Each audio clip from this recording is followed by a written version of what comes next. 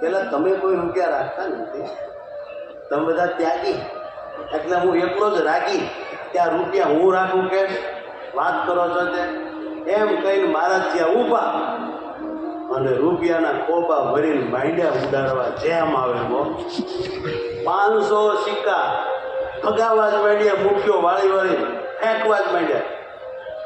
તે કેટલાક રૂપિયા ત્યાં કૂવો હતો એમાં પડ્યા.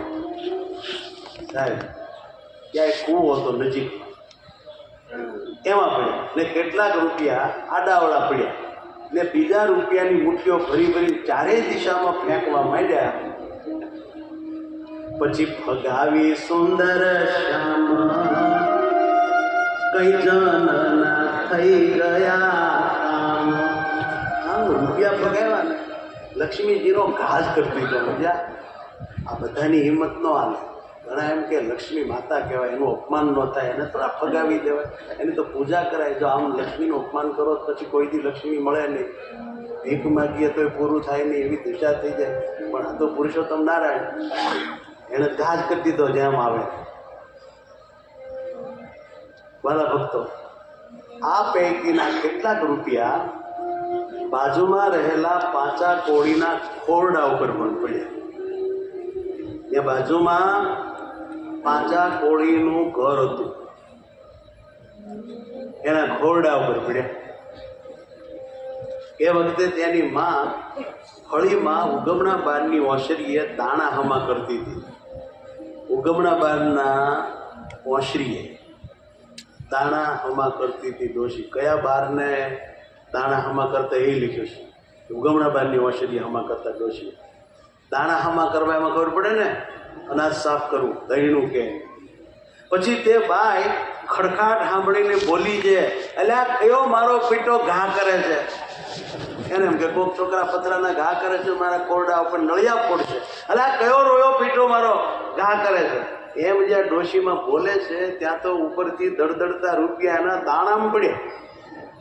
એ જોઈને બાઈ બહુ રાજી થઈ ગઈ. ઓ આ તો પથરા નથી, પૈસા છે. એટલે આ તો કોઈ કે રૂપિયા નાખ્યા. એ ડોશી વીણવા માંડ્યા. એને 50 રૂપિયા હાથ આવ્યા. કેટલા? 50. શ્રીજી મહારાજે મુઠ્ઠીમાં લઈને ઘા કરેલા 50. પણ પછી મારીને એવી ખબર પડી કે આ પૈસા તો મહારાજે ઘા કર્યા હતા, આ પૈસા મહારાજના હતા.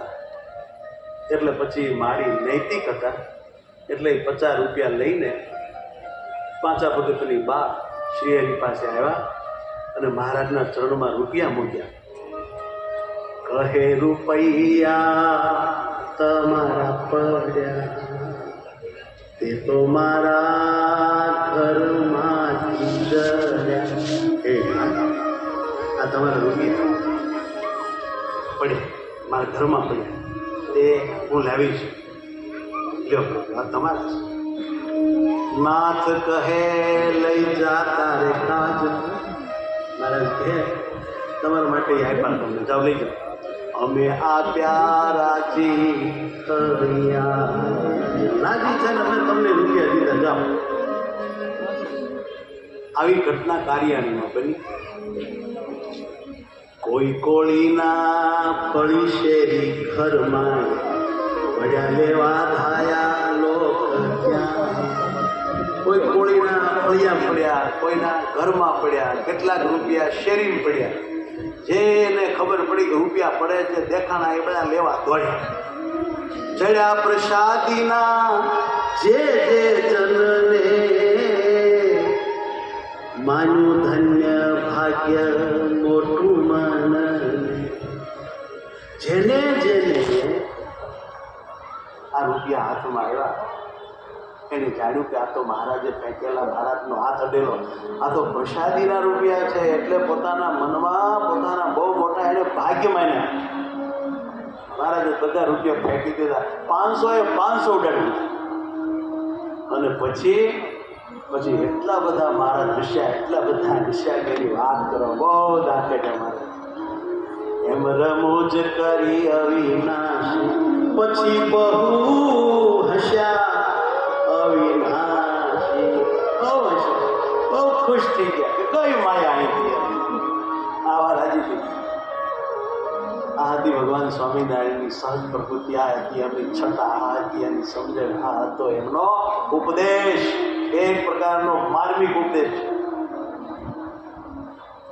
હવે જેને જેને આ પ્રસાદીના રૂપિયા મળ્યા ને એ શ્રીજી મહારાજના સ્પર્શને પામેલી, લક્ષ્મી પામીને બહુ રૂપિયાવાળા થયા. એ બધા સુખી થયા. આ આશ્ચર્ય છે, એક કમાલ છે કે પૈસો જેને ઘેરે આવ્યો એ કેટલાય પૈસા ઢળી આવ્યો. અને એમ કહેવાય છે કે એ જમાનામાં કે જે જમાનામાં જેની પાસે 5 રૂપિયા હોય ને એ માણસ મૂડીવાળો ગણાતો. 5 રૂપિયા હોય એ વખતે આ પાંચા કોળી એ પ્રસાદીના રૂપિયાના પ્રતાપે 10,000 રૂપિયાના આશાની થયા. આખા ગામમાં એ રૂપિયાવાળા થઈ ગયા. આ બીજા રૂપિયા જેવા રૂપિયા નહીં. આને શ્રીજી મહારાજનો સંબંધ થયો માટે એ રૂપિયા ચમત્કારી, દિવ્ય, અલૌકિક થઈ ગયા. આ જ સમજવાનું છે. તો ભગવાન જેને સ્પર્શે એ અલૌકિક થઈ જાય તો એ પુરુષોત્તમ નારાયણ કેટલા અલૌકિક હશે, કેટલા દિવ્ય. અને એવા મહારાજનું સ્મરણ કરીએ, એવા મહારાજને દિલમાં ધરીએ, એવા મહારાજને આંખીથી જોઈએ, એવા મહારાજને ત્વચાથી હટીએ, એવા મહારાજને બાથમાં ઘાલીને ભેટીએ તો આપણે કેમ દિવ્ય ન થઈ જઈએ? કોણ છે શ્રીજી મહારાજ, કેવો છે એનો મહિમા? બસ આ સમજવાનું છે. હવે એક વાત સમજવા જેવી બીજી આવે છે. તમે તૈયાર છો ને? આવવા દો. એ જમાનામાં કાળિયાની ગામમાં એક કોળી 10,000 રૂપિયાના આસામી એટલે સૌથી વધારે રૂપિયાવાળા થઈ ગયા. પણ પછી આ રૂપિયાને કારણે એના છોકરાઓ ફેલી થયા, કુસંગી થયા. રૂપિયા બહુ હતા, જે ઈચ્છા થાય એ તરત રૂપિયાના પ્રતાપે મળે. હિંડોળો હાજર, ખાનપાન હાજર, જે જોઈએ એ બધી વસ્તુ ભોગ વિલાસની પૈસાના પ્રતાપે મળે છે.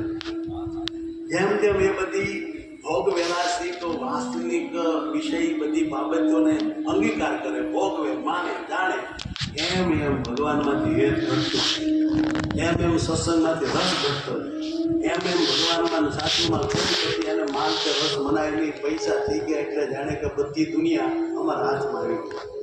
પાંચા કોળી